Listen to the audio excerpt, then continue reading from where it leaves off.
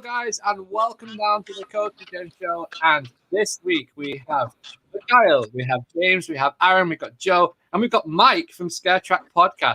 How is everyone doing? Good. Yeah, good? Really good, man. Sleepy. Mike, thank you so much for joining us, mate. It's great to have you on. Yeah, awesome. Really appreciate it. Thanks for having me, guys. Absolute pleasure. That's cool. So we're going to talk all about your amazing channel and amazing podcast very soon. We're going to try and touch upon some of the news because there's been like so much news in a week. There's been lots going out there. Really has.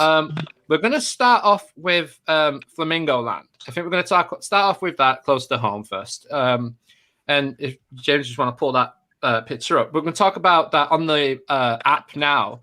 The Inversion Coaster, is what it's going to be called or whatever, is now under construction again on the map. And Joe, you know a little bit more about this and some other rides that are rumored to be removed as well this year. So do you want to just talk us through a little bit of it? Absolutely, yes. I mean, at the moment, obviously, nothing is really kind of sort of confirmed officially. And of course, the only changes we've really seen are obviously what is there on the app. So just kind of going, obviously, aside from obviously the Inversion Coaster, the only things we have are the removal of Flip Flop from the map. So that ride was previously confirmed to have been going along with several others. It's also been rumored, apparently, someone's told me that the Sky Ride's been removed, or cable chair. So that's gone, apparently. So I don't know if that's officially leaving. Again, no official confirmation on that from the park themselves. And there are a few other rides that are set to go as well, but I'm not 100% on exactly what those are. So I'm not going to kind of name drop anything just now. But what I have heard from on park, from several different sources now at this point, is that construction of the new ride is set to resume next month, apparently. Now, again, nothing official there, but that's just literally what I've heard. And I've heard that from several different people at the park. Also, as well, we've had confirmation that apparently the park do have plans in place to reopen more attractions moving forward within the next sort of month or two at the latest as well. And of course, they've opened up with a very, very limited ride offering to start off with. So it will be nice to see them bring back a few of those headline attractions and hopefully give visitors more to actually kind of go and visit at the park as well. So yeah, things are gradually moving forward and it's great to see. It really is. That's good. And like you said, they're going to be offering more rides very soon as well when they decide to reopen things. I mean, MIKHILE touched on this point earlier when we were just off the podcast, and he was talking about staffing levels. So do you want us to talk about through that point what you brought up earlier, MIKHILE? Like, Yeah. if your Wi-Fi will hold up. Here's hoping. Yeah, no, I was just thinking because of like Joe mentioned, like the limited ride offering that they have, to open up with this season. I was just wondering why they will have opened up with such a limited offering to start the year, and the only thing I can think of is just they're struggling to get staffing for the start of the season, which isn't uncommon amongst smaller parks or just parks in general, really. But I don't know. I don't know. There wasn't any like insider kind of, insight into what I was saying. I was just kind of like brainstorming. I was just like, it must be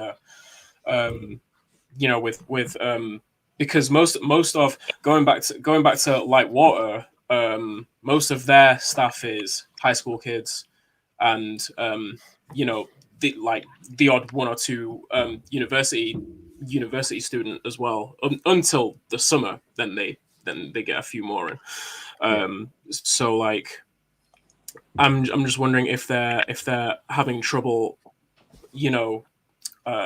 pulling staff in more so than anything.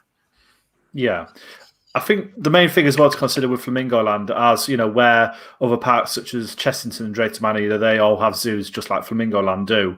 But obviously they have sort of fairly bigger backers sort of against, with them. So obviously Chessington is Merlin owned, Drayton Manor now have Looping Group in place, and Flamingo Land is an independent, family run business. Now, of course, they've had the costs of not only the conservation work they've continued to do, but also feeding those animals, looking after them throughout lockdown, and obviously paying staff 24/7 to basically effectively live on the site and do their work. So, of course, all of those costs will have contributed towards that. And, of course, I would estimate that will probably have a knock-on effect to maybe staffing levels, paying staff, only being able to have a certain amount of staff on site because of the cost of doing that. And obviously, they want to kind of recuperate possibly a little bit of money before they start to sort of pay more staff to open up more rides. I mean, that's kind of my takeaway from it, really.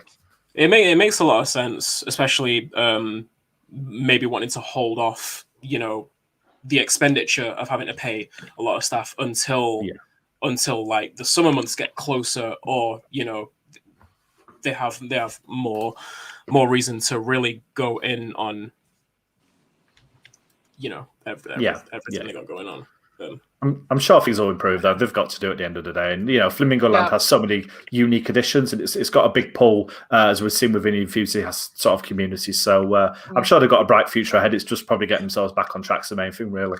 They still have a massive window of opportunity to take advantage of now that Lightwater Valley has downsized themselves effectively. Even if this new coaster doesn't open this year, whether it does or not, obviously it's not. It's estimated 2022 at this stage, I believe. I mean, that's what I've heard from the sources I have. So yeah, and the sources that you have, Joe, are pretty very, very close to the park. Indeed, they are. Yeah, I mean, I like to thank Theme Park Crazy, Flamingo Land Crazy. Sorry, over on Facebook, they have over 6,000 members. If you love Flamingo Land, guys, go and join the Facebook group. It's awesome.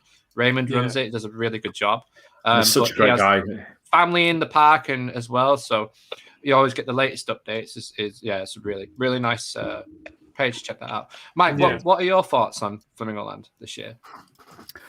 I've only ever been to Flamingo Land once, and I was really pleasantly surprised by it.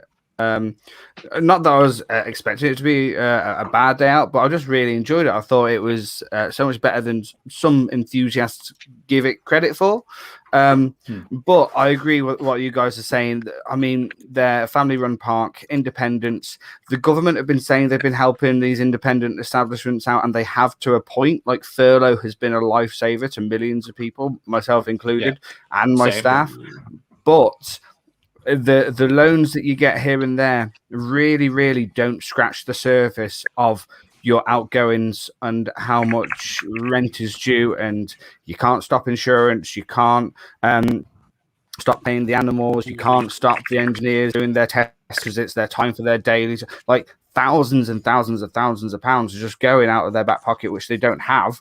So, they obviously will only need so many members of staff at the beginning anyway. If it's if they are opening in off-peak times, then you kind of just have to see how it goes. I mean, it's going to be supply and demand. It's going to be a case of, we got a bit of money in, let's train a bit more, let's get some money in, let's train a few more. And I think that's the only way they're going to be able to do it, really. It's good to have that kind of insight, the business insight from what you were just saying about the loans and stuff, because obviously I work for an employee, so I don't see any of that. Like, I just see furlough 80% on my paycheck. That's all I saw. But to see the other side of it, it makes a lot of sense. And they did it coming out of lockdown. I don't know what I just said. They did it coming out of lockdown the first time when me and Joe went up, and they had staggered openings for Kamali, for example, didn't open until 3 p.m. They didn't. And it was bizarre because they didn't have anyone at the queues telling you that it's opening at 3 p.m. or anything like that. It was literally just free for all. Everyone just run around and go and queue for a ride you want to queue up for. If there's a ride host on it, then it's running. If not, it's not. Like, that is what it was like. Yeah. Wow. So hopefully they took a lot of feedback in from last year. And if they're going to delay this coaster, though, please just tell us. Just say it's not coming out till 2022. Let us know. And then we can all just say, right, that's fine. Like, we can wait on that 2022. That's not a problem. Like, we can wait on that. I just want to hear more from the park. I understand that they've got a lot going on and they probably don't want to release information on certain things, but they need, I think, honesty, the way the parks have been all the way through lockdown, and interaction with social media and with people, not just parks, but scare attractions as well. Like, like Stubby was saying before, they've just been really honest, and they've been outgoing, and they've told the truth, and they've said what's going to be happening and when it's going to be happening, what the delays are going to be, what aren't the delays. And we've not heard anything from Flamingo Land themselves. in They've terms been of very that quiet. context. And that's what riles me up a little bit, because I want to support Flamingo Land. And It could also be slightly concerning without trying to put a downer on things. I mean, Yeah, I all these agree. other parks that have been very open and very honest and and translucent, with their staff, with their fans, with their customers, they've all bounced back at the minute. They're all looking okay. Moving forwards could be better. Yeah.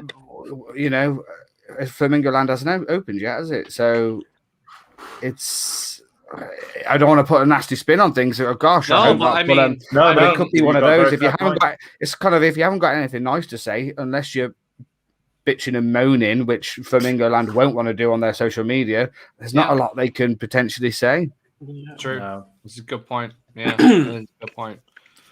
But I just pray that they come out of this, because obviously they've got a lot of animals at the zoo there, and a lot of staff that have been working their asses off all the way through lockdown, keeping these places going. Same at Drayton Manor, same at any zoo, Chester Zoo especially, even Yorkshire Wildlife, where you went to. Actually, do you want to tell us about that, Aaron? About your little trip you had out the other day?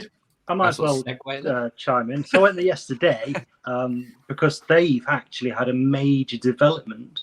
You're talking millions, and they've actually relocated the entrance to the park to what was the back.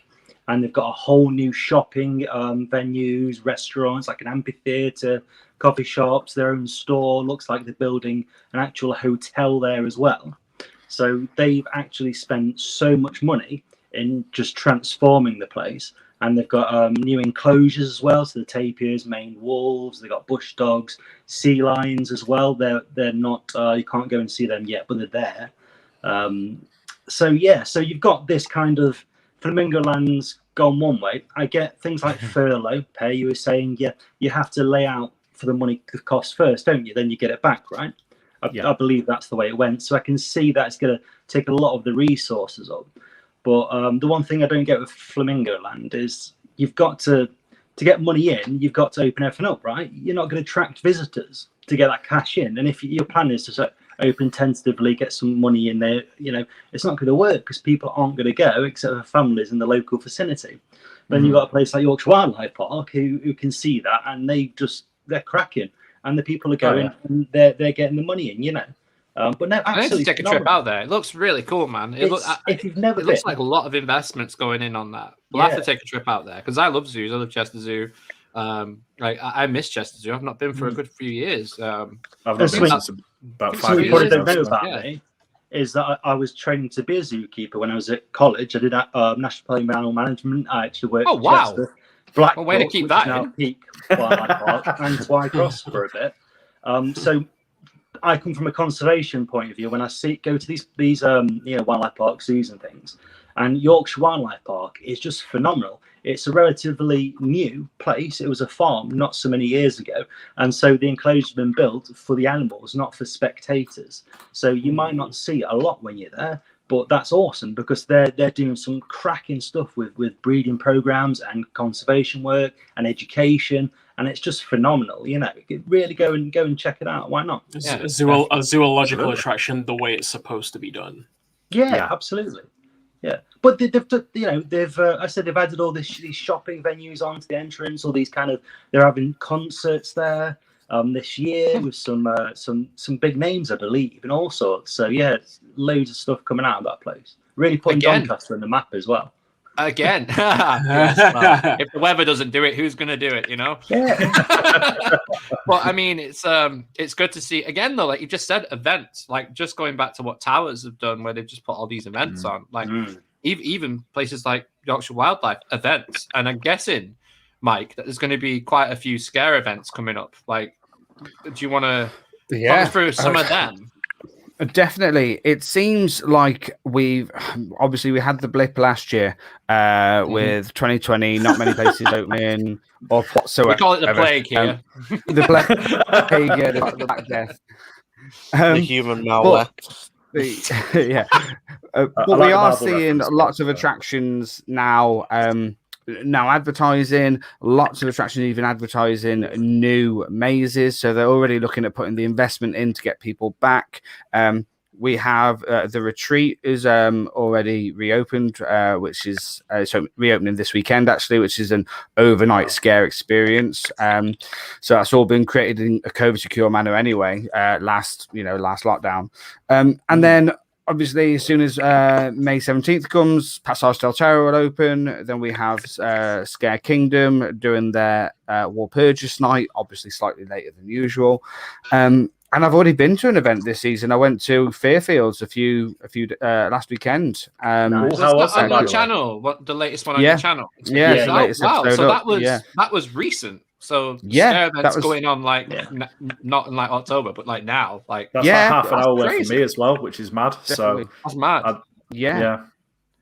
It was really good. It was really good. So yeah, it was usually the first scares we get in a normal year will be February. A handful of places do Valentine's. Then you might get an Easter. You'll get a summer. You'll get Christmas is getting quite popular with attractions as well. So it's just waiting and seeing how many are back for 2021. Really, That's great. That's good news. I just hope these like places just everything just keeps opening up and opening up and opening up, and when we get to May, it's just going to be like it's going to be so sick. It's going to be so cool. Fingers crossed. Yeah, fingers crossed. Legit. Like I was looking at Jewel when we went, and I was just like, I just love to go in and sit down and just not even shoot anything, just chill and just have a look at all the props and everything. Like that's how I always do. I never pick up. No, I don't. But I mean, so basically, what you're telling me is I have to go with all you guys, and I'll get a high score. You'll win. We'll just say do nothing. You can shoot at everything. Pretty much. Shoot You're right. yellow just and you've at the won. facade though, just sitting out when we were on Sunday, just outside, Yeah, it was so chill. taking the ambience. If they did something a bit more around it, but the actual facade itself is phenomenal. I think they should do more down there, don't you? Absolutely. I'd go to town there if it was up to me. To be fair, I would as well. I completely agree. But the facade's great. It's awesome, and it's still looking great, isn't it?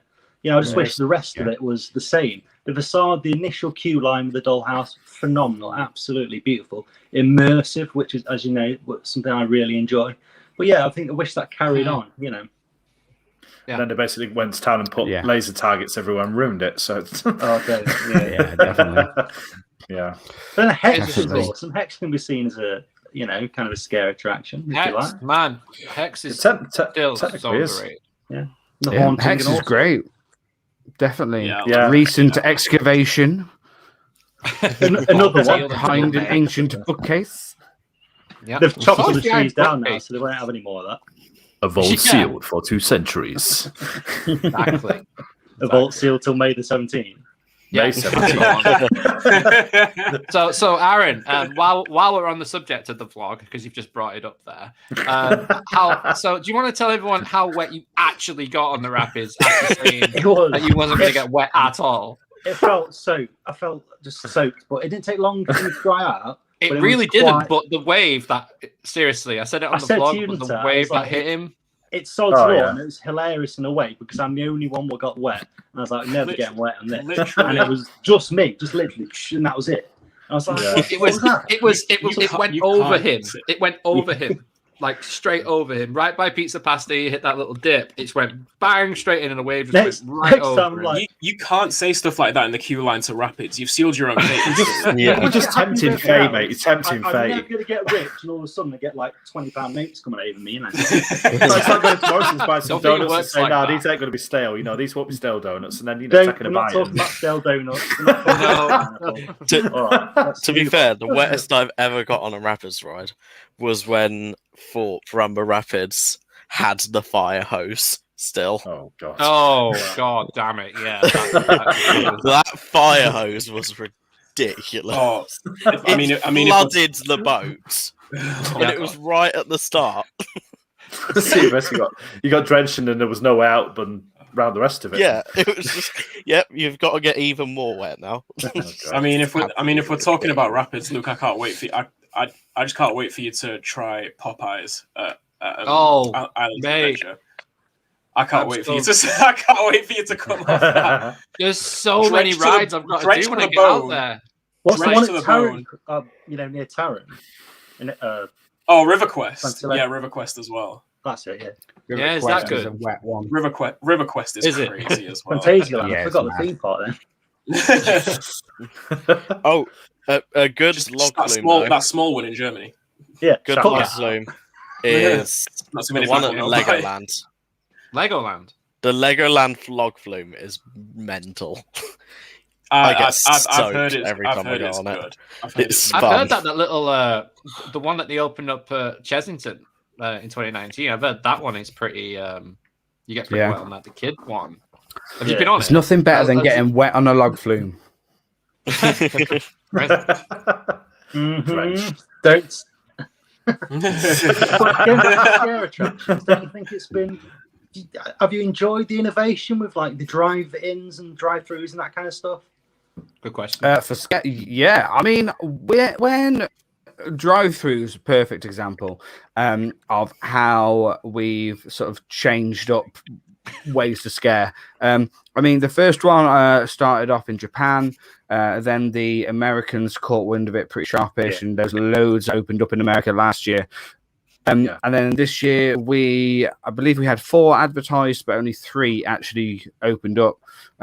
One opened up actually in 2 different locations because they opened up in Wrexham, and then Wales went into a lockdown, so we moved it over the border to Shropshire, where I'm from. Genius, absolute genius. And then Is that the one that that's the guy Sean went though. to, I think. I think that's the one Sean's supposed to go Yeah, to. that was it. No, the Lift Hills and Thrills, Sean. No, that Sean went. from I know. Too many Seans. Right, yeah. Not too many Too many Seans. Seans. No, that Sean did because he let me use his footage for a video. But yeah, so it was cool to see that they actually work, because that was the first thing. It was like, well, can I get scared in my car? Are people gonna die? You know, the 2 most important questions. No one died, and yes, they can scare you from your car. Wow! So it worked. They worked, and they've already got some. I know that Road to Hell is definitely coming back. They're advertising for that to come back this year, even though there may be no COVID. And then Fairfields, which we went to the other day as a walkthrough, actually was originally a drive-through, which was originally before that supposed to be a brand new screen park for 2020. So they've transformed themselves 3 times already. And this year they're reopening again as a screen park, but they may also add the drive-through as well. So it's been cool to see people change things up. Like I said earlier, the Retreat, that was the first ever fully COVID secure scare attraction to open in the UK, and it's more like a horror experience overnight, done by the Scream Camp team. They did amazing jobs. And then a lot of stuff went online. If you're talking about innovation, I mean, it was the positives out of COVID was that I was able to do the Evil Dead 2 escape room that's all the way over in Seattle. But normally in the real world, I'd never be able to do it. But because of a lockdown, a pandemic, and Zoom, we were able to do it, which was pretty cool. So definitely some positives, but more negatives. Yeah, definitely. But it's just go on, Aaron. You're right. Sorry, what I miss is the scare rooms, what like Towers used to do. Do you think we'll ever see anything like that again? Because they were phenomenal. Yeah, I never actually did any at Alton Towers. I've seen many vlogs from them and whatnot, and I know a few guys that have done them every year. We've done a handful of sleepover stuff, a few things, ScareCon, the Vigil, Screen Campus Sleepover, lots of different things. I think there's scope, but only to selective markets. And I'm not too sure that, although the market is there when it comes to enthusiasts doing a sleepover and doing some sort of experience, I don't think they'll do them again purely because they want people to spend the money doing mazes. Yeah. And they want people in the park with those secondary spends. So if a park's open till 9, people may spend, £100 or a few £100 on an overnight experience, but they're going to pay that for a hotel room anyway. So you may as well get the extra £30 on park. Do you know what I mean? I don't know. I might be totally wrong. Yeah, I I agree. you can get that money without the layout. But the one wider at Towers was phenomenal. It was based on Altonville. It was nice to see the continuation throughout the years of like the Altonville kind of brand. You know what I mean? It was actually really good. Definitely. And I believe one year they actually had bunk beds in the towers themselves as well. So they did, they did a sleepover. I think Pete did that from BTO. I think he did that. I think Pete, if you're listening, let me know in the chat. I think he did that, and he said it was like insane. Said it was crazy. Yeah, they were really I've heard great things. Oh wait, it just feels like it would be really creepy. Wait, no, James. Pete did tell me something about that. You know that hallway that you walked in, and then we heard the noise that we can't find the footage of, but me and James walked into the conservatory, and you're going through the conservatory. Right, and I was like, guys, we've got a treat for you today. We're in the grate, and then out of nowhere, surround sound. I swear to God, surround sound around me and James just went, oh, like that. I've seen that as well. And we've got the footage of it. Yeah. And James whipped around and went, did you hear that? And where you said, did you hear that? That's where Pete said all the activity was when he slept. When he did Wow. Towers. Yes. That's crazy.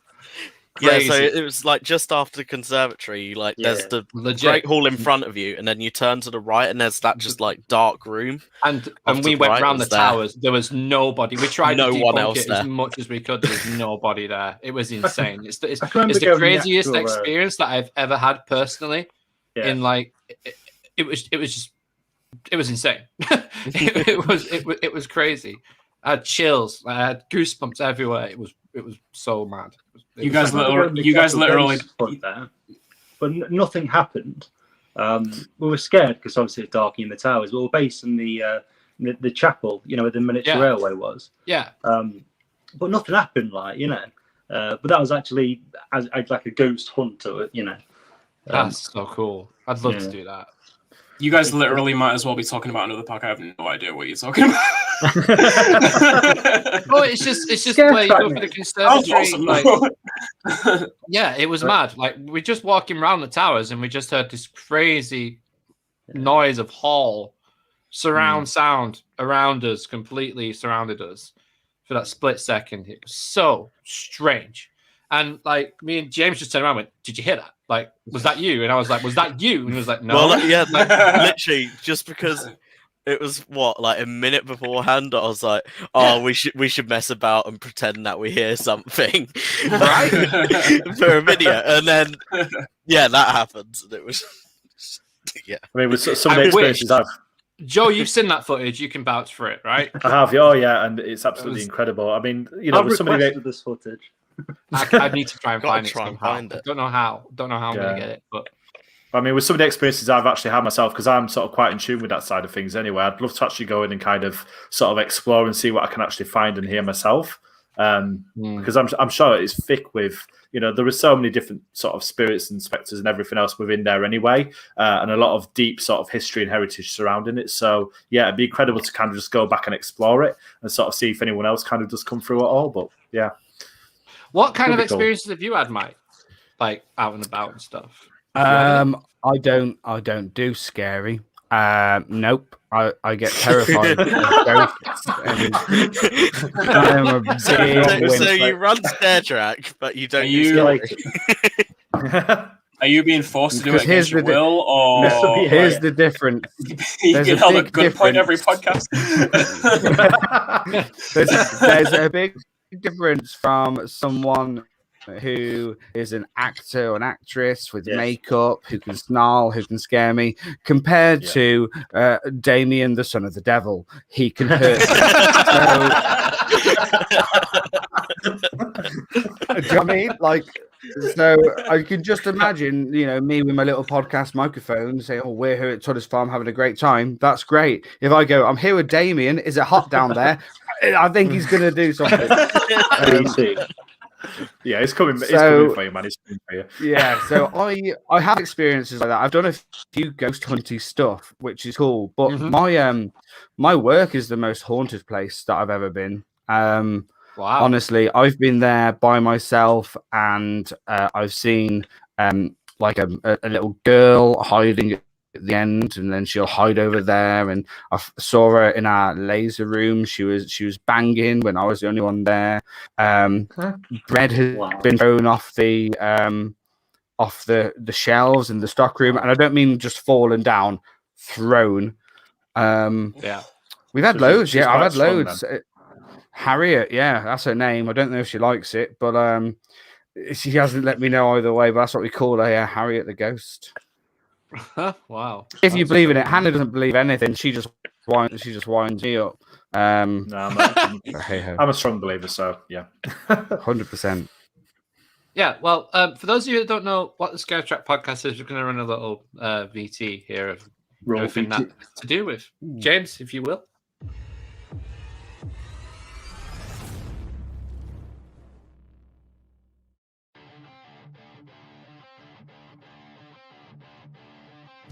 ScareTrack is the first UK-based podcast showcasing the scare attraction and haunted house industry. We provide scare attraction podcast review episodes, in-depth interviews with people within the industry, and discussion and debate episodes. Welcome to this scare cam episode. We film on location vlog-style scare cams of scream parks, theme parks, zombie chases, and more. We also have a selection of behind the screams videos, haunts movie reviews, amongst a whole bunch of other scary video content.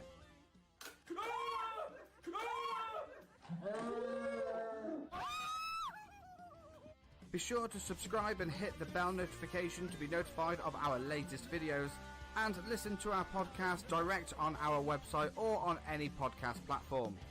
Join the ScareTrack network today by subscribing to our social media. We are on Instagram, Twitter, Snapchat, and Facebook. Thanks for watching, and let's get scared.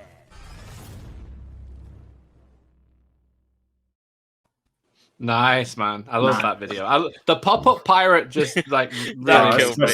It's so funny. I showed that James for the first time earlier, and he was like, if you want to scare yourself in your house, play pop-up pirate. It's terrifying, honestly. what about if you played pop-up pirate and then set up Buckaroo next to it? Like, honestly, we played Buckaroo, we played Angry Shark, we played a few different things. Angry Shark. Yeah, I think that's what it was called. Basically, it's a snapshot. I remember this. The crocodile one where you had to remove the teeth. Yeah, it's similar to that. It's a non-branded version of that. They're scary, man. They're scary. Honestly, try these games. Yeah. So, how did ScareTrack and the podcast and everything come about? How did it all start up, man? Be interesting to know. So we started off slowly, kind of in beta mode in 2015. I've been visiting Scare Attraction for just 3 or 4 years. I'm still quite new to it, but I was straight away going to scare cons, going to as many attractions as possible, chatting to reviewers. Then I started writing reviews for another website. So it was a few years, and me and a friend came up to me. He was like, "Look, I'm really big into podcasts. America has loads of haunted house podcasts, and there's nothing like it here in the UK." And I was like, "Oh, I like your thinking." And that's where ScareTrack sort of happened. We only did like 16 episodes in that first year or so, just to find our feet and figure out what was happening. Then he decided he couldn't be bothered with it anymore. So he just, up and left. I was like, oh, well, I kind of like the idea. I don't want to stop now. I thought we're just getting into it. So 2016, I took sort of control of it along with Hannah. We have our guest hosts that join us as well, which are all great. And they're all from sort of different horror, scary backgrounds, which is perfect. Nice. And we sort of just went in a slightly different direction, slightly less scripted and linear, and more just, if we can get some scares, we'll get some scares. We'll do some review episodes. We'll have some debate episodes. We'll do a bit of little theme park stuff, because they do sort of bleed into each other a little bit, and that's where CoasterTrack sort of was born. And we just try and do what we can if it's scare attraction related. We realize that obviously YouTube is a big marketplace, and rather putting our like our podcasts are audio only, so we keep them to all the podcasting platforms. But on YouTube, we now put up mini scare cam episodes, which is like it's either a vlog montage it's a vlogtage, you know, it just depending on how big the event and how long the day is. So we just put up a little bit of video, and if people like us on social media, they might go and watch the video. If they like the video, then they'll go and watch the podcast. So it's kind of like if you like scares, there's different levels of how much you can enjoy the scare and get involved with it. I told you I'll waffle on. Nice.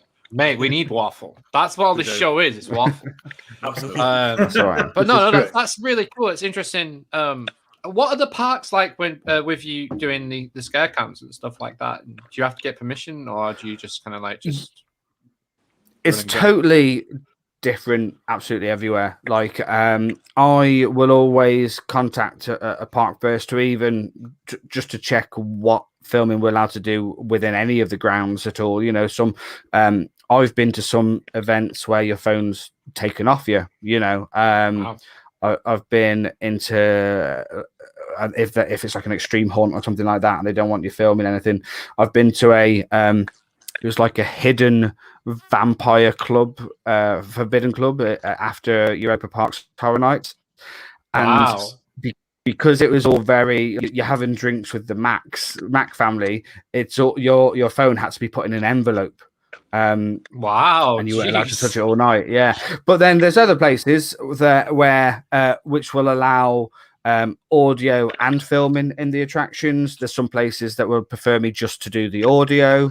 Other places don't want anything inside their attraction, so you can only record on the outside of the mazes. So it completely varies from place to place, and of course I totally respect what each individual attraction want as well.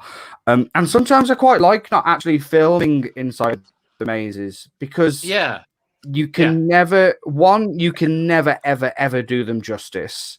And two, I feel that although I'm bad for it, like as soon as Halloween Horror Nights have POVs, I'm always watching them, so I'm a sucker for it. But I think some scare attractions are just better if people just didn't know.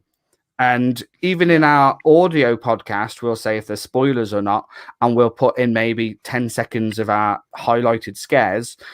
But there's no way of that listener to still second guess what kind of room we're in with that scare, what actors got us there, you know. So I feel that that's why I think the podcast has always worked better than than ScareCam, than the standard vlogging of scare attractions as such, purely because people who still want to go, they can just be in the car, listen to what we think about it, listen to a few screams, but still have no idea how terrifying it's going to be for them. Yeah, that's good.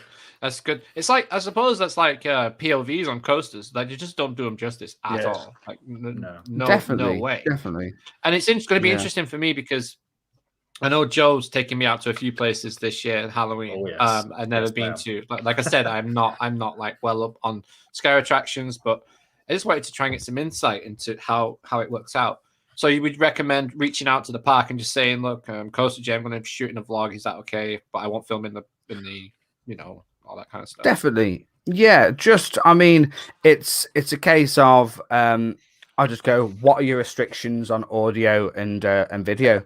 And everyone would be quite blatantly honest. Some will surprise you. Some will just say, oh yeah, film in the mazes if you want. And that's very rare. That's usually, a press night. It might be maybe one of the mazes, but not the others and things like that, you know. Yeah, sure. And again, I respect that. And sometimes, like I say, I prefer not to film too much in the mazes. But yeah, it's just a case of, if you want to cover the event, they'll be more than happy for you to obviously cover it.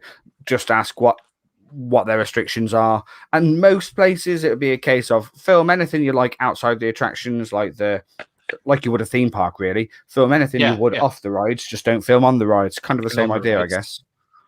Yeah. That's cool. That's cool. So, Joe, where are we going to go this Halloween? So What are this you year we're taking? going to be hitting, to just name a couple, a good couple of the dungeons to start with. We've got to obviously get around those and check those bad boys out. We're also going to be hitting the likes of Yorkshire Scaregrounds, York Maze Hallow Scream. Obviously, there'll be Thornton Hall Country Farm, which will be doing their own, I think, brand new one, as you've already touched on, Mike. So obviously they're having a brand new event this year. So Screenfields, that's the way I was trying to remember the name. So we'll be checking that out as well. And anything else I can physically get us to, effectively. But Mike, obviously you visited a lot of big sort of scare attractions over the years and lots of, sort of big events. However, where would you say is kind of your favorite sort of small independent one to kind of sort of go and check out? Which one would you say is kind of like a bit of a hidden gem for you? There, one instantly, or two sort of hit me, but I'm going to have to give two, but this one was the first instant. Walsall Scare Maze. They are sublime in their scares. Honestly, it's sometimes scary how good they are. And I'm not blowing smoke. Like it's it's not a shoot. I like it's literally behind a bar in the middle of Walsall. Like, wow, it should be on paper. You'd think, oh, okay, so they've put some bin bags in a marquee. That's what you think if it's behind a pub. That's what people do, and there's going to be Jack the Ripper and whatnot. These guys, Merlin and Tully's and everywhere else, should definitely be looking at what these guys are doing, because they've never got an attraction wrong. And they do a mixture of impact scare, subtle scares, the tech. I mean, for example, Walsall Scare Maze, in their finale last year, they wanted a lift effect. So imagine the end of Sub Terror, but a little bit more gusto. Yes. They built them. They built one themselves. They built it from scratch themselves. They added a screen like you get in the Blackpool dungeons, like you can see the screen of the chains. They made it really rattly. They have, honestly. So if anyone, the only downside to it is that it's just one attraction that's 20 minutes, sort of 10 to 20 minutes long, depending on the style of event or time of year. It's one maze, so I understand people traveling 3 hours away won't be like, I'm not going to travel 3 hours for one 15-minute maze. But if I lived further away, I'd still do it, because it's that good. It's such so underrated. And the other one's got to be Dr. Fright. Sorry, I have to sneak a second one in. Dr. Fright's Halloween Nights. No, that's fine. Just tell because us about them all, mate. It's so different. It's the team behind it are incredible. They literally have an empty field, and within like 3 or 4 weeks, they build 4 world-class scare attractions. Wow. Every year from scratch, they build it, and it's a very sort of festival style event. As in, it feels like they've got banging rock music. They've got a bar. They've got the burger van. They've got dodgy cubicle toilets. But their scares are so effective. They're so good. So yeah, so for those two of my hidden gems. So for the second one, obviously, Dr. Fright's, for those that may not know, whereabouts is that actually located? That's in Northampton. Northampton. Brilliant. So, yeah, and it's so good. You sound don't awesome. go in expecting world class theming or anything, but what they do with the space and what they have is phenomenal. The So in question terms of- here from... Oh, go on, Joe. You're right, go on. Sorry. No, if you go to that question, then I'll ask mine. So I got a question. What's your opinion on Tully's going there for the first time this year from Bully for You? If anyone said to me, I want to go to just one screen park in the UK, I only ever want to go once, I don't want to go to another one ever again, I would say go for Tully's Shocktoberfest. Purely because it is the beast within the UK. Don't get me wrong, there's some places really catching it up. Fear Avon Valley, Hallow Scream at York Maze, Extreme Scream Park. All these players are really building their parks. Scare Kingdom as well. But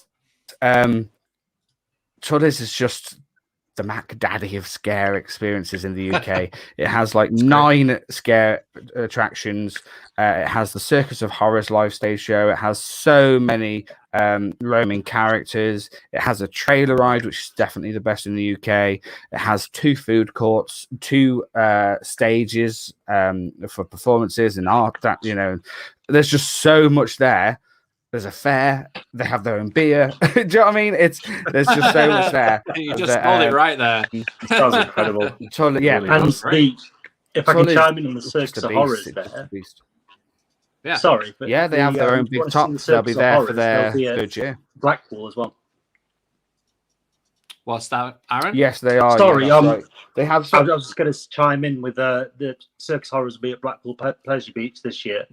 They're phenomenal. I've seen them several times in Sheffield. Absolutely brilliant. Where are they? Going to be in be the arena or at the at Pleasure Beach in the Dome? Oh, right, nice. Yeah, need to check that out. I need to go Just watch time that. that in with theme parks. Time with theme parks. Yeah, they've been doing. Yeah, definitely. They're planning on doing the event they did in 2019? Did that event where after the park closed? What was it called? Blackpool's event. What was it called? Journey to Hell Freak Nights. That's it. Yeah, yeah. They're advertising. they're planning on doing that again this year. Mm-hmm. Did you do it? Did you do it when it was on? Like, No. I went to the media preview and was told all about it and was chatting to the creative team and whatnot. But unfortunately, I didn't get a chance to go to the actual event. Again, they were only running. There's only so many nights in October, and there's only so many nights that events run their attractions. And Blackpool, they're only running for a few weekends, so I was already booked up and had plans where to go. So we did miss it, and it seems like we dodged a bullet without being nasty. I've spoken to a fair few people that have done it. Sound like on paper the stuff was great, and I know they're working with Passage del Terra, which is a quality attraction. I think their issues were all the different departments just couldn't quite combine it together. So operations are doing one thing, marketing are doing another thing, creative are doing another thing. I feel like they just didn't work in tandem. But I do understand that they've apparently outsourced some information, some guidance for this year. nice. I can't say how that is, just rumor. Can't say how confirmed that is, but word on the grapevine is that they've got someone that knows what they're doing in the scare industry to help them out this year. Oh, definitely. That's another one. I don't know. I never know what I'm doing. That's another one that we do. Maybe they've listened to maybe they've listened to the feedback, like you've just said, like you just explained, like it wasn't quite working, and maybe they'll come back with a vengeance. I think I'm going to do it this year. Oh, you are. I do actually think I'm going to do it this year. It sounds great what they do. And if they pull it off, I think you only have to do it for one night that I'm there. If they pull it off, it'll be pretty sweet. Just to be in the park with that atmosphere would be pretty sick, to be fair. I'd be down for that. But big one for me this year is Scarefest. I went last year, but we got invited down by Towers to go down there for the first time. That was our first ever official invite off Towers, which was incredible. But there were no maze tickets left. We were told that as well. Like, you can come down, but we can't give any maze tickets out because there isn't any. Oh wow! So it was absolutely sold out all day, all night. But the atmosphere at Scarefest was something else. It really is something else. It's incredible, and I can't wait to go back this year with Joe and Aaron, because I know you guys are massive on scare attractions. I just want to love the attic. You said that. You said that the attic was great. And Darkest Depths was also very good as well, wasn't it? I think that was probably the second best to the attic. I think you. Which one do you prefer? The Oozy Boozy. Best attraction ever. Because a lot of people didn't agree with us with the attic, did they? A lot of people said no. There was a lot that sort of. I mean, the big one for everybody last year seemed to be Freak Show Toxic Junkyard, which, I mean, it was great. The concept was great, and the theming, etc. The reuse of a lot of old theming and sort of rebranding that. I mean, it was great. It was a great atmosphere. But for me, the ones that really get me are the ones that are enclosed, the dark. You don't know what's coming. The atmosphere is thick, and obviously, sort of the attic really had that, and then you went to Altonville Mine Tower, and that thing was a whole of a beast entirely. I mean, obviously we've got good old Grandpa that came running out as half stackers, and that was scary. That was trouble with that. Scary the trouble with the toxic junkyard, whatever it's called, was that it looked the part, but that you'd go through it and half of it was empty. Yes, it was. There was a lot of blank spaces. So I did it a few times. I had a fantastic run through junkyard. Yeah, like it felt like there was It felt like there was more actors in there than there were the other ones for me. But I suppose this pops up a lot though. The words scare attraction and consistency. It's just a beast that can't be tamed. Yeah. It's just and it's the same everywhere. Whether you go through your local haunt close to your house or going to Busch Gardens in Tampa Bay, every single time is going to be slightly different. But it's a shame you didn't have a good time through Toxic Junkyard because we had a blast. I think I went through 3 times in the end. I went through 2. Every time it was. I think we got to the same point and there was just nothing. That's a shame. I mean, it was the first. It might have been on a day they were struggling for actors, which isn't fair. I know everyone should have the same experience, but no, you're right. I think some days on as well, they tend to not put as many actors in, right? I think you go later on, there seems to be more actors in them anyway. Yeah, they should. They definitely should have. I think it should be that unless there's an issue with staffing, which is understandable. But I've known parks to force staff to have time off on their quieter days to make sure they turn up for their busier days. Which makes sense. Don't get me wrong. I understand that you'll need more ride-ups for rides to move faster. You'll need more people in the burger kitchen so more burgers can get sold to more people. But I think the mazes as a theatrical /ride/walkthrough experience should all have the same amount of actors all the time and give everyone the same 38 quid's worth. Do you know what I mean? And I think it's a bit unfair that they do that. I mean, sort of talking about consistency, can I just say, Alton Towers Dungeon is one attraction that's had a lot of bad reviews and had a lot of negative comments regarding blank spaces and various other things. Touch wood, I've never had a bad run through Alton Towers Dungeon. The acting is always on point. I always enjoyed the dungeon. The attraction itself is great. It's a perfect location, in terms of the atmosphere and everything else. It really is solid, and everyone, that is one attraction that I always get a consistent good run through, no matter when I go, who's on, or whatever. So, I think the acting is always phenomenal in that dungeon specifically. It's top notch. I think I get the last scene is always amazing. So good. Blank spaces, in certain areas that you can, if you look around like we do, we probably look around to have, but you won't notice otherwise because they've done it so your eyesight goes in a particular way, right? I think if you weren't looking for it, you wouldn't see the blank spaces. No. Yeah, it's like the same with the London dungeons. Like when they were in the old venue on Tooley Street, it worked really well because they had the arches from the train station. So everything was incorporated into that. But when they moved to the new venue in County Hall, if you look for it, you see a soundstage because you look up. There is no ceiling there. That is just soundstage lighting. You're right. It's the same with towers. If you look for it, you see it. But otherwise, it's really, that's why well themed. It's because we're all geeks and whatnot. But I remember when I went to Halloween Horror Nights. And in Orlando, I've only been 1 year, and it was amazing. But I always look up in scare attractions, and don't get me wrong, the theming in those attractions are insane. They're beautiful, but you look up and you can tell they're all sound stages. Like none of it has a roof. Whereas I'll go through attractions in the UK, and 90% of them have a roof. And it just makes the theming stand out so much more and makes it feel more immersive. So it always, again, like you say, with the dungeons when they moved to County Hall, you could definitely see a huge difference from when it was at Tooley Street. Yeah. I mean, James took me through the London dungeons and sat me in a specific place during a specific scene. I shit myself. I'm not going to lie. Mr. Jack the Ripper. Mr. Jack the Ripper's knife was very close to my face. That's a great scene. It's a good scene because I've done it a few times. I have and you know what? figured out the spots where they do go.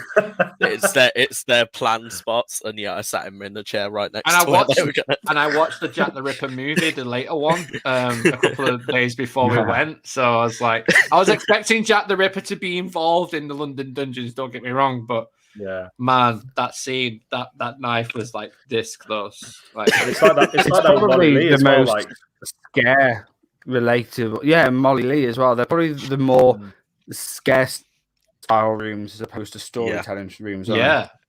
I love the chair scenes with that. Well, the 4DX chairs. Imagine that in the Nemesis. Sweeney Todd one.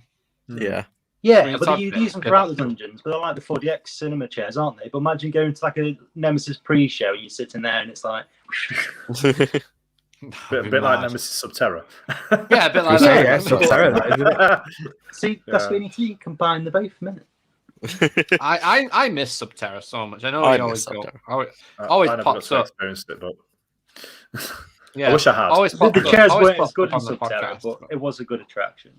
Subterra was fine. Like it was so it was fun. It just took you away from like if it was a nice hot sunny day and you just jumped on Subterra, you felt like you was back in October, like just enjoying a little bit of different type of thrill. And that's what it offered. And I think towers do miss that different type of thrill. Obviously they've got the dungeons, isn't it?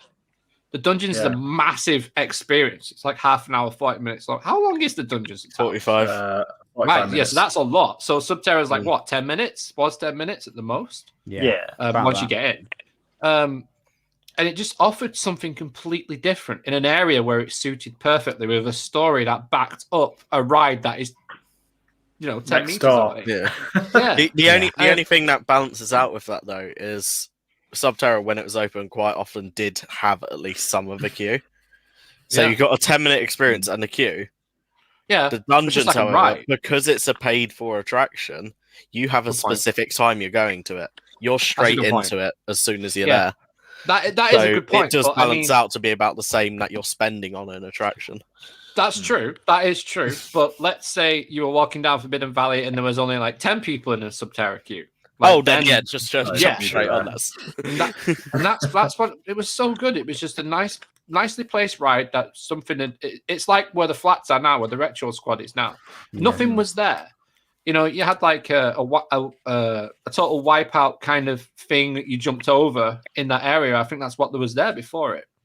And then and then they put Subterra in, and it blew our minds. Well, a lot of people we're just so critical of everything in the UK. Like, the problem with it as well is that it wasn't ready. It wasn't finished for a good while. So people's decisions on it are going to be warped, because I remember we were there opening day, and I know the back pokers didn't work. I don't think the leg ticklers worked. You literally just went down. They changed the sequence, so like you dropped before you saw the egg crack, and then you came back up and the egg crack. So it didn't quite make sense. So they had to change the sequence, make sure the effects were working. Also, in the first room, you just stood on a spot. There was no video, and I said to Hannah, I was like, they need a video there, like Hex's first room. And then 2 months later, stand here to watch this video. I was like, knew it, and it made it so much better. They add on the little scare section at the end as well, which wasn't too intense, but it wasn't easy. Yeah, I liked that. It just made it a whole. It was awesome. Like, everyone came out laughing and enjoying it, and I think it was I think it was a quality attraction. I agree. Honestly, I didn't ride it until like everything you've just described was there, so I got it when it was done. I got it going from what you said. I got two versions. I got a version without the scare zone at the end. I still had the videos in that, and the scare zone at the end, when they did add it, did just kind of round off the experience, because before it was chaos. Before it was chaos. You see the eggs cracked, you go in that lift thing, and then it's just like, oh, it's daylight. What? Yeah. it stopped. I think I went there a few times. I think you're right. The initial negative reviews didn't do any justice, and it kind of was doomed from the beginning in some way. Whereas when they added that scare zone, it gave you a high intensity bit at the end. I loved it. Getting you out, and it just kind of finished off that story of, oh, you're running away from it, not, oh, I'm in the lift and now I'm outside. What? Yeah, it's crazy. It's like, but I would just remember the first time I rode Subterra and the first time we came back up from the chairs, from the drop, and it was just like, right, everyone in the lift, and the actors were awesome. They were proper going for it. I felt like I'd just been transported into the movie Tremors, where everything just kicks off, like things just pop out from everywhere and all kinds of stuff. And thrown in this lift, it's shaking around, it's crazy. You get out, scared zone. I was like, wow, this thing is incredible. There was nothing like it. There was nothing like it at the time. Absolutely nothing like it in our country, anyway. It was just really insane and such a cool experience. And if they brought it back, I don't know what they're doing. It's just sitting there, isn't it? It's a big area. I mean, we were talking about it, lads, weren't we, when we were there? Like, it's a massive area. If you got rid of Subterra, you could put a coaster there quite easily. It's massive. Well, it's a massive on that area. note, there's a lot of I think it was the... Sorry, go on. I was going to say there's a lot of marked trees around that area now. There is a lot of marked trees around there. Heck of a lot of marked trees. So, yeah, there's lots. There's hundreds of marked trees at Towers this year. And they've cleared out so much crap, so much overgrown crap, ivy, fawns, all that stuff, brash. They've got rid of it all. And the consistency with the maintenance across the whole park, from start to finish, from Tower Street to X Sector to Dark Forest, everywhere, it's consistent. There's a consistent amount of maintenance that's been taking place, and it looks spot on. Yeah, it looks incredible. They've done an amazing job. A lot of work they've done. Yeah. In terms of like last year when they were opening, you saw in that documentary they had like 3 or 4 weeks to get everything ready. This time it feels like the maintenance staff have been in. Some staff have been in and actually working along. No, TLC program was started up again. So it was. Yeah, hats off to them. Hats off to everyone who's been involved with that at Towers, because they've done a cracking job. It looks so fresh. So the fresh. whole park everywhere looks amazing. It really does. It looks incredible. And the new fencing alone. Yeah, a lot of new. And you keep going on about this fencing, man. There's so much fencing. They have put so much fencing in, but you were like saying, "Oh, they probably made it from the trees they dropped," but no, they can't. They were trying to save money. That's why they cut down the trees. I saw that. I was going for wood for an RMC, so take a bit, mate. There's a sawmill. There's a sawmill in Stoke-on-Trent going through an RMC right now. Like it's being made up. Do we need to cut to stop? Wait. What if Thorpe are hinting at getting a RMC with They've been clearing with the Creek Creek massacre? Sawmill. Heard it here first. RMC. What would you want to see next at Towers, Mike? Next at Towers, just any sort of dark ride. I think a new dark ride. I think the whole of the UK are just missing a good new dark ride. I mean, I can't remember the last one. Like, we had re-themes of dark rides and whatnot, but I just feel I like coasters. I love coasters. Some flat rides. Now I'm getting older. Don't agree with me as much as I used to, but I still like flat rides. I understand why I feel sick on the teacups nowadays. But I can see the purpose. It's so annoying. Like, you look at them and you think, it is. Oh, it's so much fun. Like, I can't really want to get on it. Just like gives me nightmares. No, it's that bad. No. Enterprise. Oh, Enterprise can be. Yeah, really rough. I love that ride. But it's good. It is really good. But yeah, I feel they just need another dark. I know they've got Gangster Granny come in, which I was really happy about. But obviously that's going to be aimed at kids.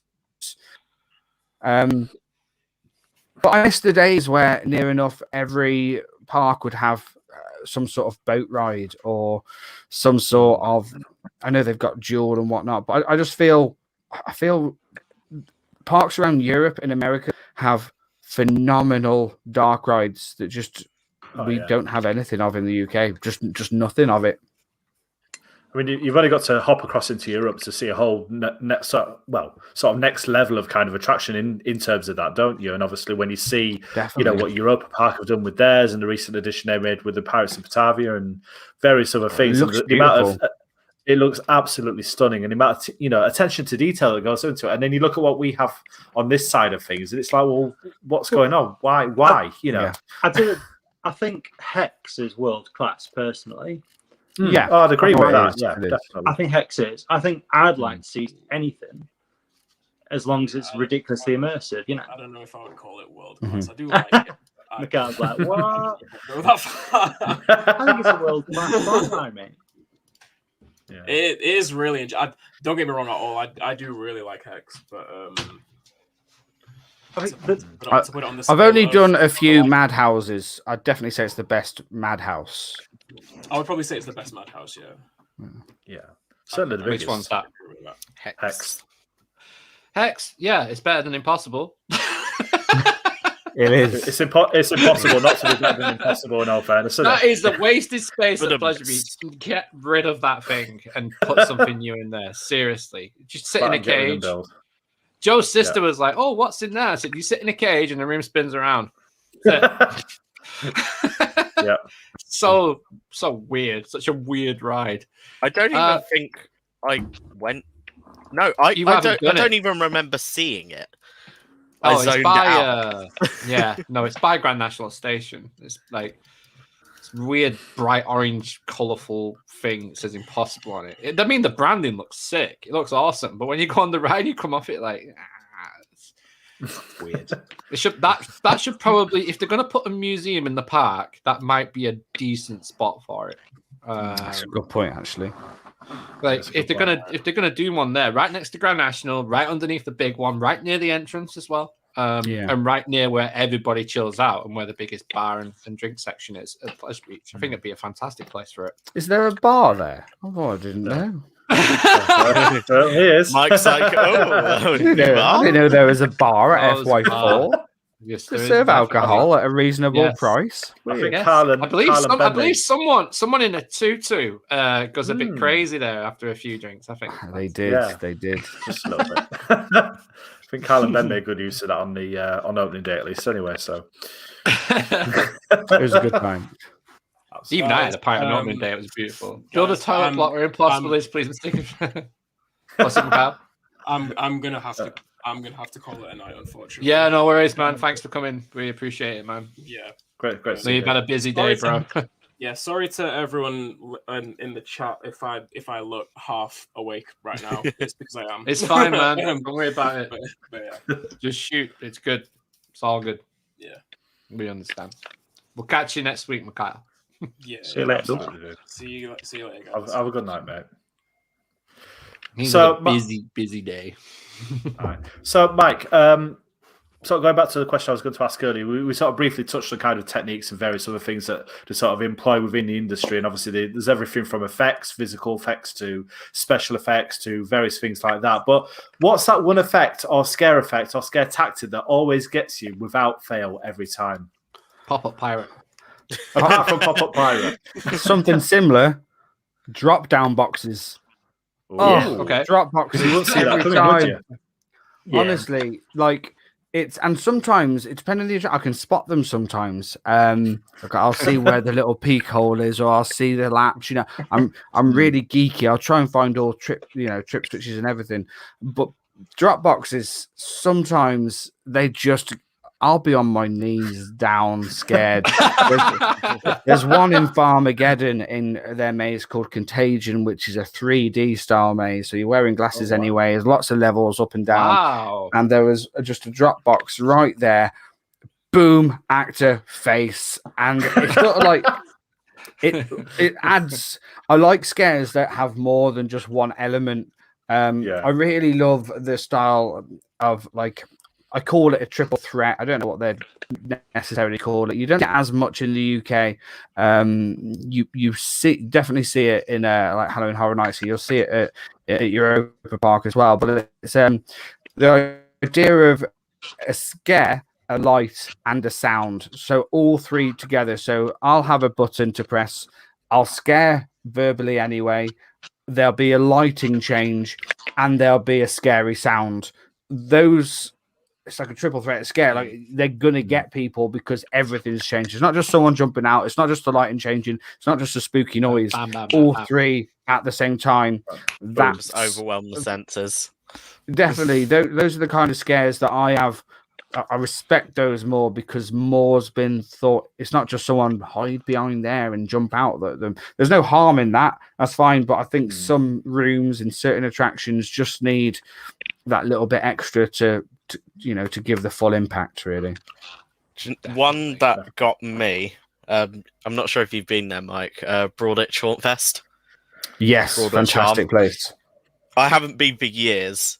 I was going to go last year, but then they couldn't open, unfortunately. So I'm going to go this year. But then they had it was like a corn maze, like circus theme. I can't remember the name of it. And go into this caravan, and there's a bunk bed with a really creepy girl sat on top of it. And I was like focusing on her, just like she's going to do something. I completely missed the human-sized Jack-in-the-Box in the corner of the room. Yeah. That one got me when someone comes launching out that towards me. Yes. And the lights just go mental. Yeah, that was probably one of the best scares I've ever had. I think one of the crazy ones for me is just a simple one. Passage del Terror, where you walk in, it's the Exorcist scene on the bed. Yeah. Like just walking through that room, it's like, okay, what's happening? I think like is it just the uneasiness? Not much happen. Yeah, the unease, and like the fact that you're building your own suspense to something, and then that's why that bunk bed scene got me, because I was like, she's gonna do something. She's gonna do something. Fuck. She saw like Passage del Terror again. I don't think it's there anymore, but they had a room where it was a load of red like drapes, and I think it was vampires something. I can't. Yeah, it used to be vampire room, but they used like Pepper's ghost to say like, come this way, and then someone like ran across from the other direction, and it's so simple. But I don't really jump at scares usually, but that one got me. And I think freaky ones like the attic as well. When you go around and they're it's like you're in the like nursery and there's like toys everywhere and they were being dolls or something. When they were just stood there doing nothing, that scares me more. Yeah. It's all the different techniques, isn't it? And that's what makes up a good solid attraction. Like not every single section needs to be impact scare. You can have different kinds, different levels, different moans, groans, shouts and whatnot. But sometimes I'm more scared of something when just a character's following me. They don't have to jump out at me, but they're following. Or there's someone talking about Passage del Terror, a fantastic room which has no startle scare at all. It is the you're like in the hospital, the Haddonfield Hospital, and it's Michael Myers is just in front of you. Then all goes black. He turns up behind you. My wife runs out of the room at that bit, literally pegs it. She's done hundreds of scare mazes, very similar sort of style, but for some reason in that room it is scary, and all he's doing is walking up behind me. So the trepidation, really, isn't it, of going, I don't want to go. And when that person was on a bunk bed and it turned out that the Jack-in-the-Box has got you, that's just mixing up double. There's two techniques. It's the anticipation scare, but also it's a distraction scare. You're looking at something else, and that's what I found. I know not everyone got the same experience, but in Alton Towers Toxic Junkyard, I found that the actors in there were fantastic at distraction scares. But yeah, it's great how many different sort of techniques you can put into an attraction to get fantastic scares, really. What I like about Passage del Terror is it's actually got movie characters in there, and I think that adds to it a bit as well, especially with it just being, just a paying attraction, and it's just there. You come out in the horror bar as well, and no, it's a really good attraction. I can't wait for it to reopen because I know Joe, you haven't done it yet, have you? I haven't, no. And it's one I'm dying to get to. Absolutely dying to get to. I really am. It's going to be good. I've not done it for a good few years. It was the first scare maze he ever did years ago. That was years ago. Yeah, it is good. If anyone was like, if my mum, for example, was to go, Michael, what is a scare maze? What kind of thing is it?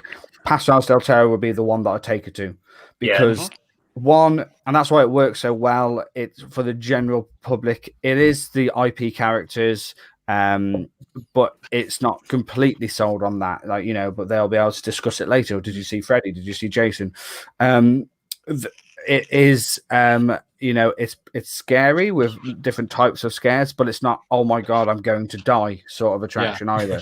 And I've done some of those. So it's that perfect mix, really. And again, like I say, the IPs sort of work in their favor there. And IPs is a funny subject. It's very similar to theme parks. Like, some people are happy when a ride has an IP, but then other people would prefer if a ride was a homegrown product, and it all depends on, you know. And there's pros and cons, and again, another whole episode's worth that we could discuss at length.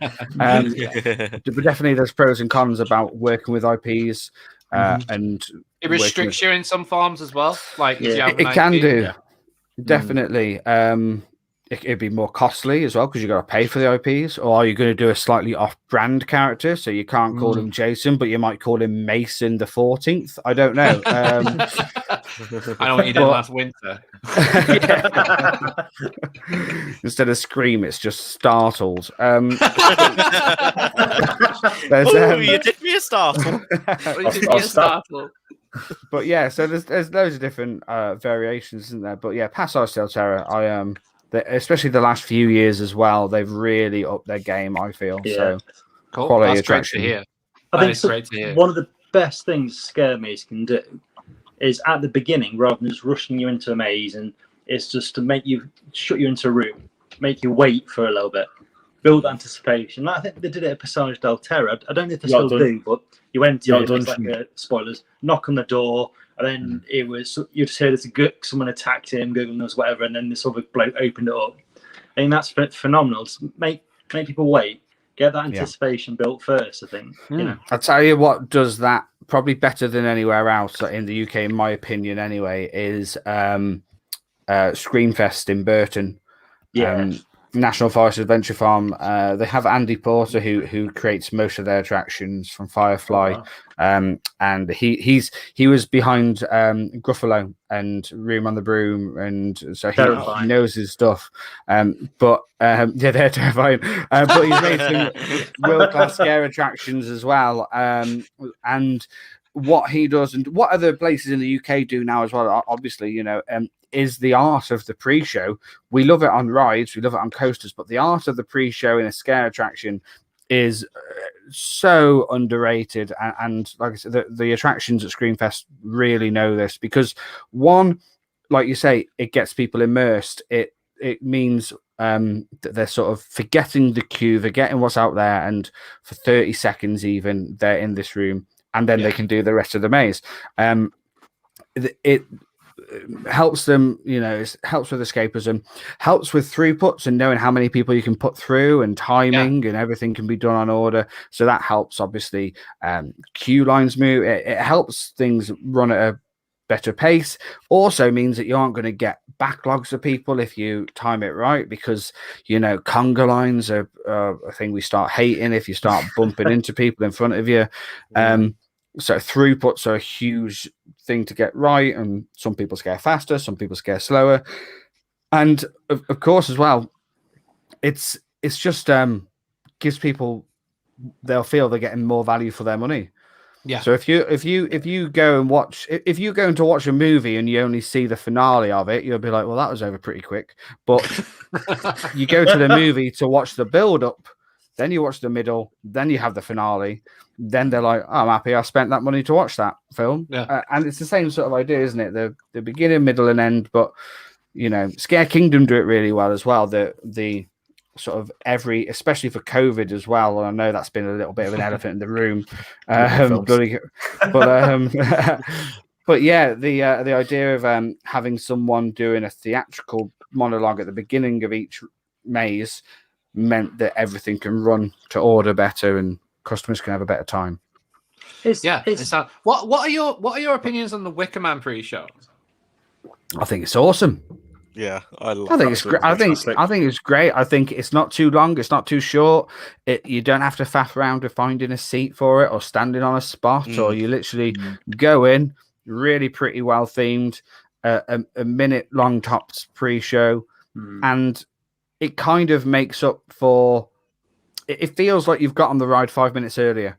So again, it feels like you've already started part of the ride, and I think that's what maybe over in the States they try and integrate in some of their queue lines more nowadays. You know, people know they're going to be waiting. Whereas queue lines, depending on what ride, what park, obviously, queue lines are a bit boring, really, aren't they? So you've already had to wait. Yeah, you can only watch a coaster go around in that same position so many times. So rather than getting on the ride, getting off it, which only lasts 1 minute, with a pre-show, with a little bit more queuing, and again, a very well themed ride station, it just sort of prolongs the experience, doesn't it? Yeah, one ride that like they tried to do it, but because of how long as the queues could be, it got very tiring very quickly. Was the Swarm with their news broadcasts? It was trying to bring you in and draw you into the ride. Yeah, but when you saw it loop 4 times while you're in the queue, it just broke the experience. So. Yeah, it's a shame because like when you get the Swarm in all its glory, like with the lights on and the sunset, or when you get that one broadcast as you're walking through to the station, and you get in the station, all the sirens are going off, the fire's working, the Swarm is fantastic.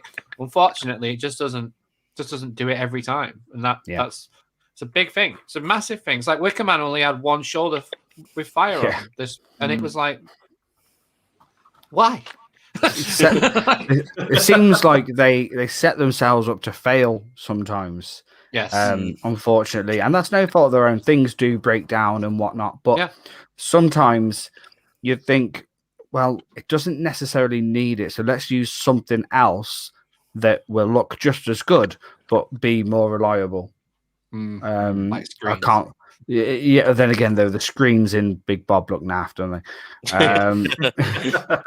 Aaron said it best. He said they look like them fireplaces you see on B&Q when you're walking past. They are. Yeah. Even the fireplaces look better. Half a mile away and squinting, they look all right.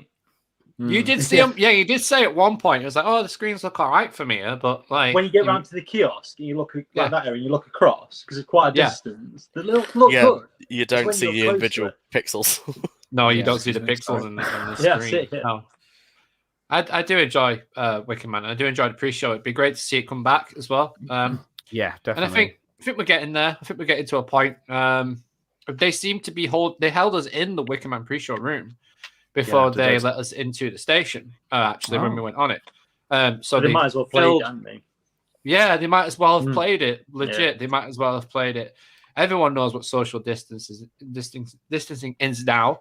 So it's like if you're in there, just stick to your group. So did they have Joe was saying the whole thing anyway. Door closed then?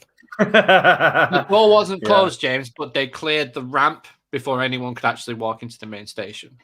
Because I know last year when they did it, they had like you walked through it. They had, I think it was probably about 4 groups max. Oh wait, no, they did have the main door. The main door to the pre-show room was closed, and then we held in the baggage area. Then they opened that door, and then they let us into the pre-show room, and then they let the first flow through, and then they stopped us, and then they let the next flow through. So it was like there was 2 batches at one time. It was weird. Yeah, because before it was just one long line just going straight through. And it made the effect. And it made the effect of the door opening as well. It also made us question as to whether they were doing it as well, didn't it? It's like, hang on a minute. Yeah, we did think, it's the pre-show on, like, because you could hear the bass and everything, and you could hear the noise of the door opening. And last year, I think every ride I had last year, because I went to Wicker Man quite a lot, I think, last year. Yeah. You got to you still don't know what a queue time is, though. You still don't know what a queue time is. Let's leave that. When you hand 30 minutes. there was no one there. You just walk straight through. Then, when you got to that point, there wouldn't be a queue there. There'd be a bit of a queue in the pre-show room, but there'd never be a queue out to where you hand your bags in. Yeah, and we were held there. The door was closed when we was there. I was like, it's on, it's happening. It's on, it's happening. No, we legit thought it was on. Yeah, and it only took half an hour to get there. Then we walked through, and then just the ram's head was on the projection, which is pretty cool that they leave that out there. Actually, it does look good when you walk in, and the smell from Aroma Prime as well. It's amazing. Such a good attraction. Which I found when I was wearing my mask last year smelled very minty rather than smoky. Yeah, I don't know why. It definitely smelled smoky this time. It smelled very minty last year. I don't know why. I get a mixture of mouthwash mixed with barbecue. That's what I get. That's probably, so you get the same thing. Occasionally it smells quite minty. Mouthwash and barbecue. Wow. Colgate and like barbecue sauce. That's crazy. Speaking of so Mike, just going back to scare attractions, what would you say is the most extreme attraction you've done in all the years you've been doing it? Here we go. So there's different types of extreme, I guess. The one that jumps out to mind is always Cracked. It's called Cracked Survival Experience. It's a 6-hour long survival game, basically. Without giving, where's that? No one ever knows. Oh, okay. They give you so basically you book on, they give you a postcode and a time. That's all you know. And you never see it again.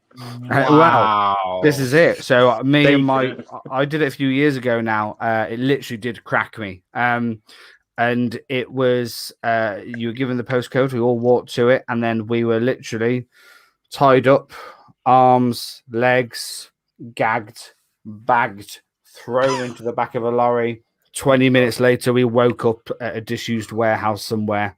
Wow. Normal Saturday night then. Basically. Yeah, I've just gone onto their website. It's intense. Yeah, so the experience will take you on a multi-sensory journey using live actors and special effects to push you to your limit. Yep. Correct Survival Experience is an extreme horror endurance event where participants will be subject to a number of effects, including electrical effects, extreme eating, simulated torture, intense psychological situations, water effects, live insects, and disturbing/physically demanding scenarios. This will include the use of physical restraints. Can I say, Jesus, this isn't a scare attraction at this point. It's not something I'd be interested in. This is kind of like something else, isn't it? It's it has its own sort of subgenre, really. Yeah. People call them in the States extreme haunts, but the actual haunters they don't like them. They're like the naughty child of the scare community that they want nothing to do with. I can see similarities, but you could argue it's just it's a mixture of immersive theatre with boot camp training. Like there's a lot of army stuff in the one that I did, lots of stress positions, things like that.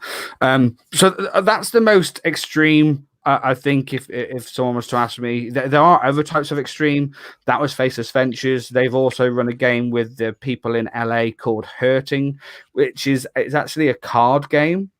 But it's trying to put it into perspective. So it was classed as an extreme card game. You go down to a basement, multiple people play cards, and the idea is to be able to get 4 cards. You need a car, a key, a battery, and fuel, basically for your getaway. But amongst those cards, you'll be dealt something like electrocution. You'll be dealt something spanking, you'll be dealt a gagging, you'll be dealt a slap. Like there's lots of different things that you could be dealt, and you could swap with different partners. You could how much was this again? On the dotted line. It was very different, but the good thing about that is that it's different every time. Like I've played it once, and I've been an enforcer twice for it because I wasn't playing it again. So I've been on the other side of it. But yeah, they're probably two pretty extreme ones, and then of course Psychomantium. I'm not sure how much you guys know about Psychomantium at Scare Kingdom, but that is I'm going to say that's a more mainstream extreme style of event, because although you'd never see it at an Alton Towers or Halloween Horror Nights, this is at a Scream Park, which is on a farm park in Blackburn, and lots of people go through this attraction more than you'd think when I describe the fact that you go in alone. It's a psychosexual experience. Again, you in the past before COVID, you've been tied up and gagged and bag over your head. You've been had to eat disgusting things and take shots.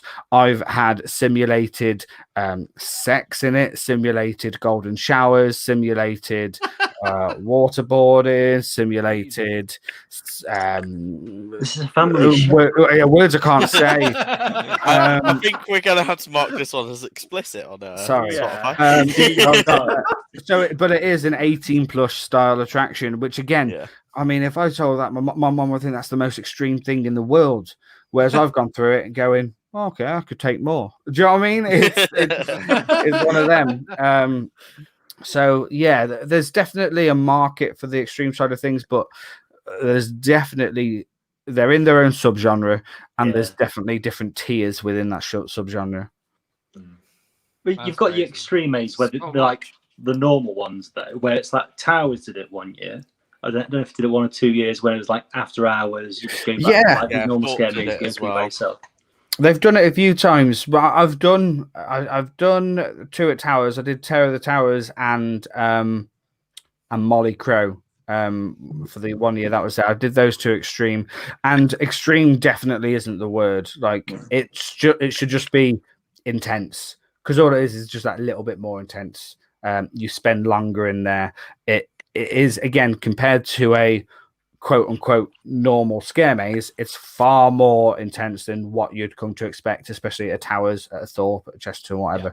And again, there's a market for that, because that's open to the theme. Your theme park goer aren't always your Scream Park goer. Whereas your whereas your Scream Park goer, to someone who's going specifically for a Scream Park, may not necessarily be an extreme haunt goer.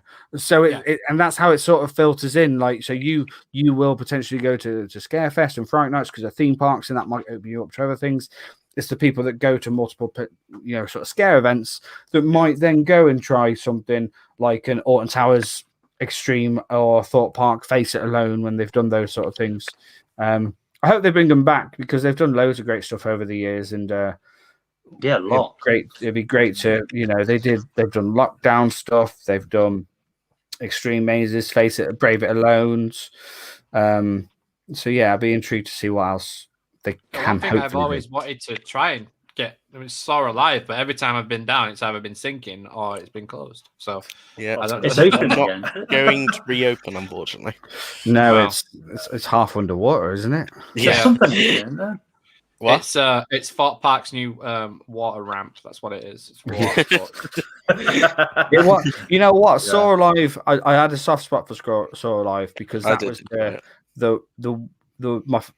my first scare attraction. If you're not counting one when I was a child and literally needed therapy ever since, thanks, Nan. I kind of want to ask why. We did Ghosts Alive at Warwick Castle, and my nan, I was probably 10 or something. She obviously thought it was just some sort of haunted tour. It wasn't. It was created by, I think it was created by Linton V. Harris, who created Asylum at Thorpe Park, and Sharknado in Melbourne and whatnot. So yeah, we've done that. But as I've been scared of my own shadow, I'm actually a bit of a wimp. So then when my friend took me in 2010 through Soar Alive, I was terrified. But that's what like switched something on in my head, going, well, this is awesome. So I have a soft spot for Saw. It always bugged me, because the wrong characters would be in the wrong places for what the movie scenes are, and that would always bug me. But that's going back because to I'm IP. a Saw. You have to get right, though, right? You do have to get it right. Yeah. So in each room, it should be someone similar-ish to the character and what's happening to the character in the movie.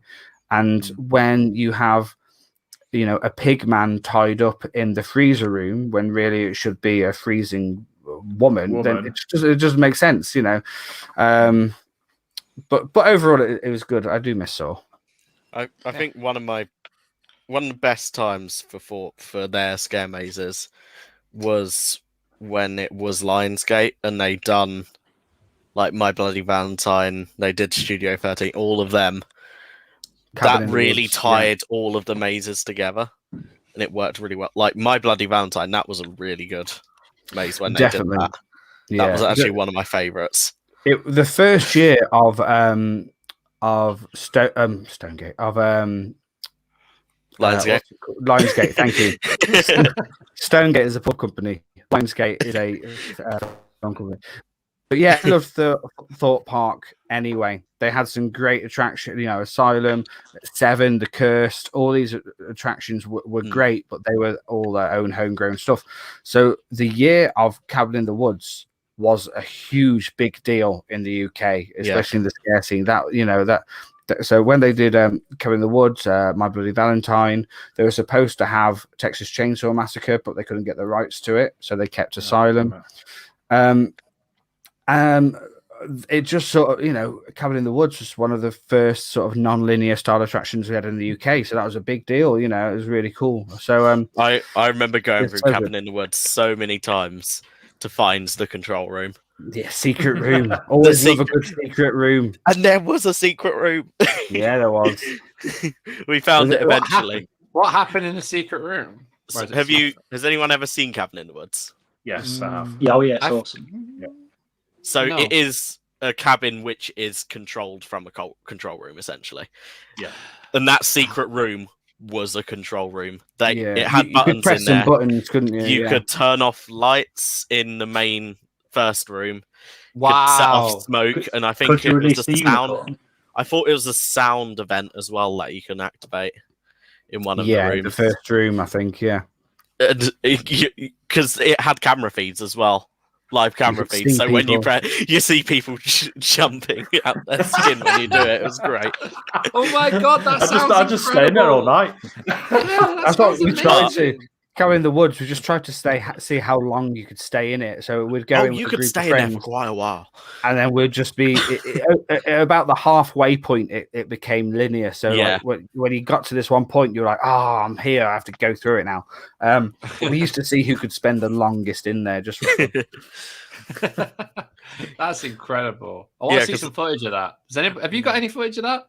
I don't know. Someone must do, because I've got to check that out. That sounds incredible. Thought Park do usually allow people to film on their preview night, don't they? So did you ever find the ballerina room when you? Yes, like the little rotating ballerina. Yes. Yeah. So that we were looking for the control room. That was the first time we went in it. We stood in that ballerina room for about 5 minutes, thinking if we stay here long enough, this door is this is a door. This is going to open. Yeah, it didn't. And that came and scared the life out of us, grabbing us out of the room because we spent 5 minutes in there. That sounds incredible. That sounds like such a cool idea. Like, just go in and change everything completely. Like, because that's going to be a different experience every time in that first room if people have found that room. That's going to be epic. Cabin in the Woods was one of those that definitely wasn't consistent, but for the right reasons. Like most mazes, if you have a linear route, and there's so many different styles of attractions. Years ago, you used to have your hands on the shoulders of the person in front of you, and that was the norm for most scare attractions. Now that's really dying out, which is so much better because it's just easier and you get more scared. But the idea of like non-linear attractions with Cabin in the Woods, it meant that every time will be different, but in a good way. Yeah, so I was throwing that up there. I'm talking about Wardley. I even had it non-linear with Walking Dead Living Nightmare, I want to say it is. Yeah, the Living Nightmare indoor one. No, not that one. The other one. Do or Die? Do or Die. That's the one. It was Sanctum its first year when it was next to Swarm. What was But then it? it was Do or Die the 2 years after. Was it that? The one with the bus? I can't actually remember the name of it. Yeah, that's Do or Die. That wasn't over by Swarm. It was over No, by Vortex. it was and Colossus. yeah, but the first year that attraction was called Sanctum, and then that one was behind Swarm, but then they moved it. I wish they did. I wish they do. What a loser that I know all that, eh? What a geek! What a geek! I think It's good one of the best. That one being non-linear was great because when I went on it, admittedly, we had a really annoying group that we ended up with. Like, really, the actors could see we were getting annoyed by them. So the first opportunity they could, me and my friend were grabbed and put into one of the actors' hidey holes. Nice. And they left us there for a few minutes and just went, "Don't move," and walked off. And we were like, what the hell's... And then out of nowhere, they came back from a different way and then brought us through after the rest of the group. So, like, having it non-linear, they could actually see that one part of a group might have been ruining an experience, and they can actually give you a better experience overall by doing that. Help you out. It was so fun. Yeah, Aaron, what was you about to say then before, mate? Sorry. So one of the best all-round scare attractions, if you want, events, what I've been to is Howl-O-Scream at York Maze. For everything really, the food as well, it's phenomenal in that place. Hey, well, I've heard good things. What are your views on it? Howl-O-Scream it's so awesome. It's more like, what I like about it is that it's sort of like an amalgamation of all my different kind of scare attractions. So you've got awesome quality scare mazes like you do at lots of Scream parks, but they're really well themed. The actors, it's a Scream Park Entertainments that look after the actors, which actually an offset company involved with Tully's, with Frightmare, with a few different places. So the actors are trained very well. They always have plenty of actors. The mazes are awesome anyway. But then the other side of it is in the communal area. One, it's all indoors, which is great. So you don't get wet if it's rainy, if it's not too cold. But they just turn it into a massive party, which sort of reminds me of my Dr. Frights, which is one of my favorites, just on a smaller scale. So Howl-O-Scream sort of like takes all the good ingredients of what a popping, awesome, scary night can be, and they just do it really, really well. They have a stage as well, and the good thing about Howl-O-Scream stage is that there's something on near enough every 15 minutes. Like, there's nothing worse than going to an event and finding out that there's a fire performer once every 3 hours. It's like, well, if I'm in a maze, if I'm in a queue, there's a good chance you're going to miss it. The Howl-O-Scream last year, literally every 15 minutes, there's a fire act, there's a sword act, there's a dancing act, there's a this act, there's that. And the roaming characters are great as well. So yeah, they're really a contender for one of the best Scream parks in the UK, definitely. I think one of the best things I've seen there, the first year I went, it wasn't in the tent. I can't remember if it was that or the year after when they first had the tent, but they had a really old-fashioned ghost train there, and they had actors in there as well. And that I was missed that. Phenomenal, that was. I remember I was chatting to the people that are working there, and they had it for that season, but we visited on it was like a ScareCon aftershock / staff party. So unfortunately, that train had already left, but I heard it was awesome. It really was, yeah. Yeah, I'm gutted I missed that. That's so cool. That sounds awesome. It sounds like there's so many it sounds like there's a whole section of this industry in the UK that I really need to check out, and just do a couple of them, and this year, and then to see go from there. I'm really looking forward to it. I'm psyched actually to try these places out. I just hope that when it comes to October this year, then everything, fingers crossed, is okay, and we can all get out there and have a great Halloween and all that. And Mike, I'd love to have you on as well, closer to the time of Halloween, if that's cool. 100%, man. All events and stuff, and we'll get everyone on as well. Get Sean on as well. I know Sean was a bit gutted he missed out on this one, but yeah, it's missing me. Yeah, that's what it is. So yeah, guys. Well, we've been on for nearly an hour and 45, so I think we're going to wrap it up there.